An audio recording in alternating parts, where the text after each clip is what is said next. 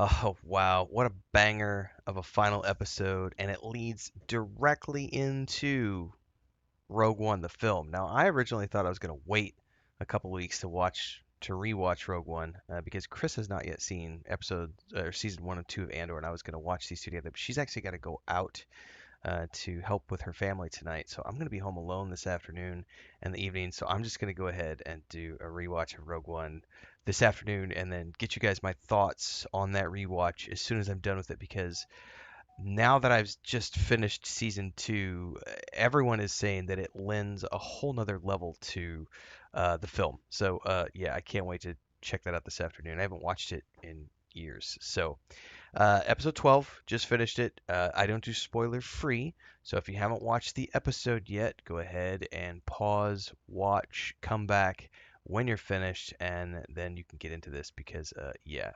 spoiler alert. This will be your only warning.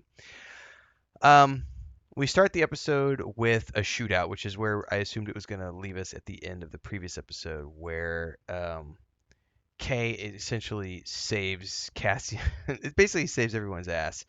Unfortunately, in the firefight, Clea is wounded, but they do manage to escape. Um, and they go back to Yavin. Now, in the wake of all of this, is the fact that yeah, Daedra is definitely going to spend the rest of her life in a cell, and we even get a shot towards the end of the episode of her crying herself to sleep in this cell that looks a lot like the prison cells that Cassian and those guys were in during the prison arc from season 1. So who knows where she's at?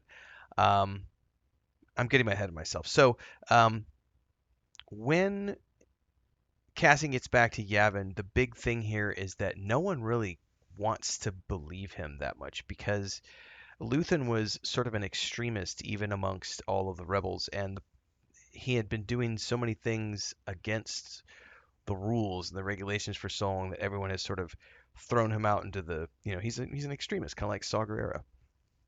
Um, and this obviously offends Cassian greatly because he just risked his life to go get Clea and bring her back, and it's rubbing him the wrong way. And there's this really awesome scene where you've got Bail Organa and Mon Mothma and other rebel leaders at this table after he's arrived back, and they're basically chewing his ass out for leaving without permission and coming back in hot, and he's trying to relay this information to them about these things that Luthen died for, and it's got to be some sort of information about a secret super weapon. They need to track down these leads and find out more of what it is.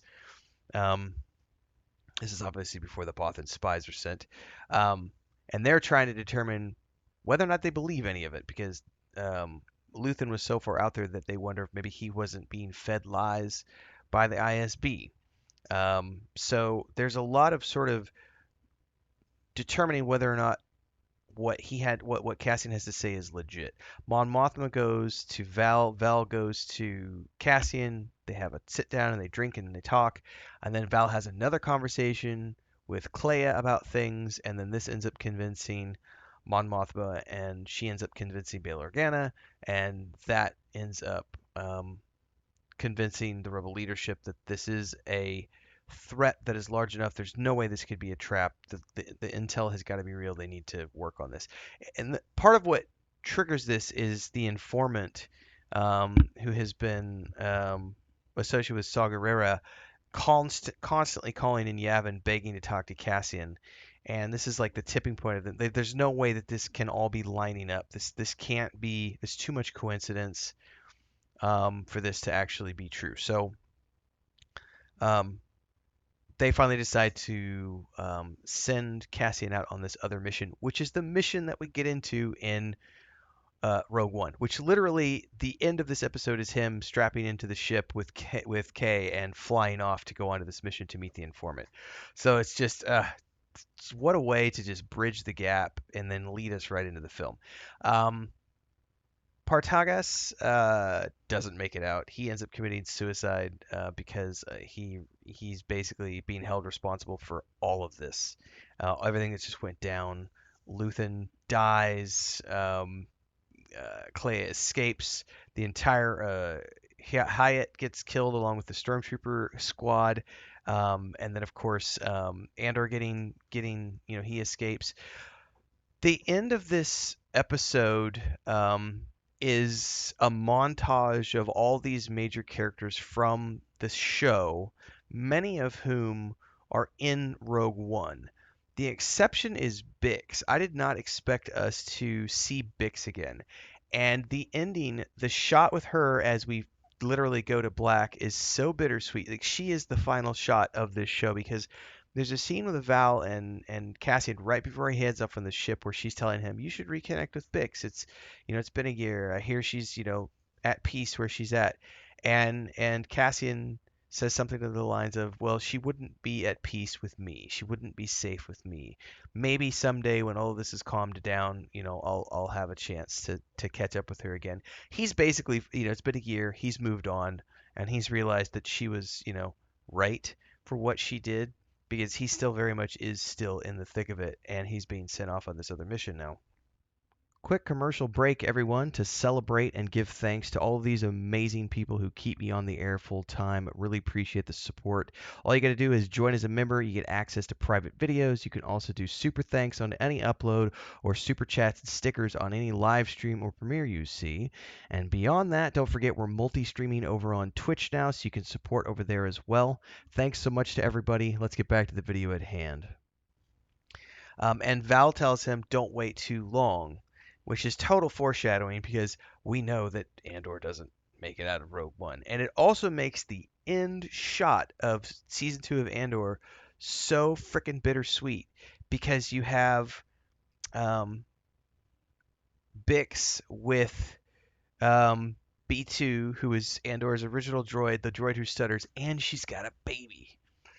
And she looks out over the fields into the sunset, onto the horizon, just sort of I don't know what the look, it's a thoughtful look. And as a viewer, as someone who is watching this from the outside looking in, knowing what we know about the film Rogue One, it just makes us, I mean, it's bittersweet. It's heartbreaking because we know that she's never going to be able to reunite with Cassian because Cassian is about to go off on this mission that he's never going to return from. But at the end of the day, it's going to save the lives of billions and billions and billions of people because it ultimately does lead to the destruction of the Death Star, which is the beginning of the downfall of the Emperor and the Imperials. And that leads to, and honestly, guys, I haven't watched all of the episodes back to back in so long. Like, I did just watch the prequel films about 6 months ago.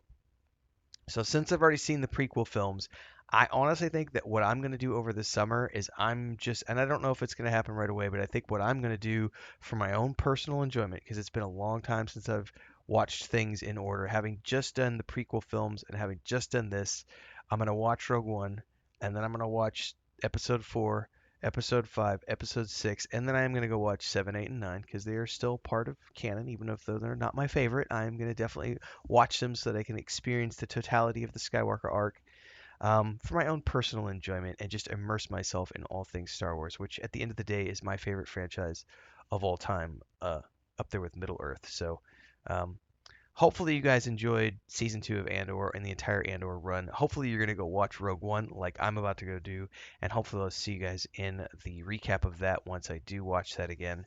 And just enjoy Star Wars, kids. That's what it's there for. I had a great talk with my brother 3 days ago.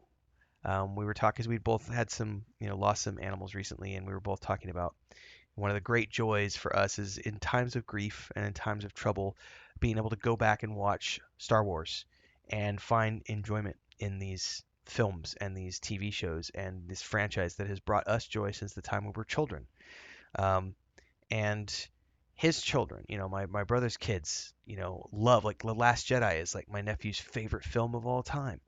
And it's amazing to think that this franchise has been around for 50 years and has brought generations of enjoyment to people.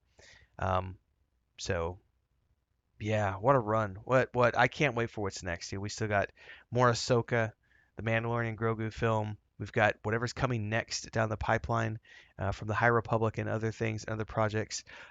This was an absolute masterclass in storytelling all across the board.